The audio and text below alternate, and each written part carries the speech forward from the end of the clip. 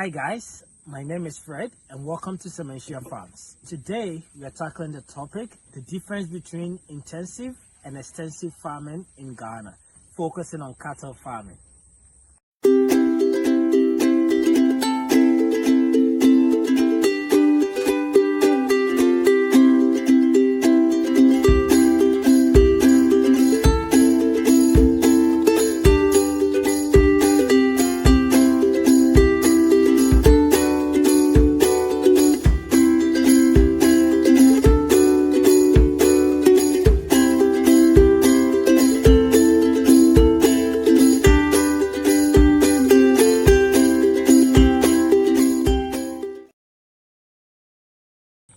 Welcome back.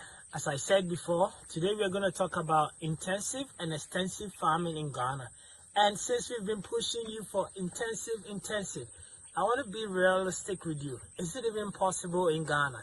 And what are some of the challenges that you might face? So as we all know, extensive farming is whereby you have your cattle randomly grazing at people's farm, around the bush, and then coming back to a small place that you have dedicated for them to sleep. And then the next morning, your Fulani herdsmen will take them away again, and they feed, and then they come back, looking for water and all sorts of nutrients outside in the wild. Intensive farming is what we are considering here, where we keep the animals on an acres of land, and then try to feed them and give them all the appropriate nutrients and food source that they need, plus water. Is that even possible? And what are some of the challenges with it? Today I'm going to share some of our experience with you. As you can see in our cattle farm, we do some part of grazing, but this type of grazing is done on our acres of land where we have naturally planted grasses for them to graze on.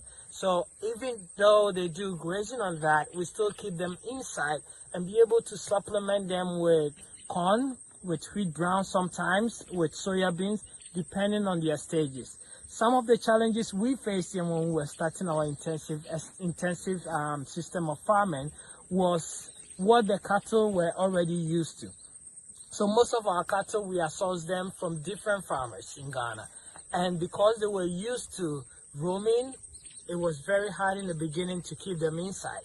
Therefore, they destroyed most of the ranch that we built initially, and then had to come to a place where now we build a big place for them to roam about whilst they eat freely, thinking that they are still walking around.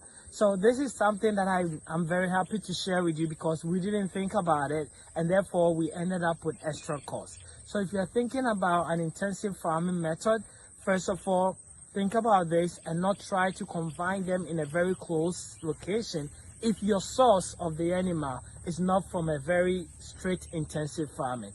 These are some of the challenges that we face and think we should let you know, but we don't mean to scare you. As you can see, intensive cattle farming is possible, and we advise you to go ahead and try it. But as I said, we will always share our mistakes and flaws with you so that you are aware of it. And I hope you will try it, and let us know if you have any questions or any concern, or what you're doing that's working for you or not working for you. You know, you can subscribe at the bottom below to our YouTube channel, and also join us on Facebook on Ghana Beef and Dairy Cattle Farmers. We hope to see you again.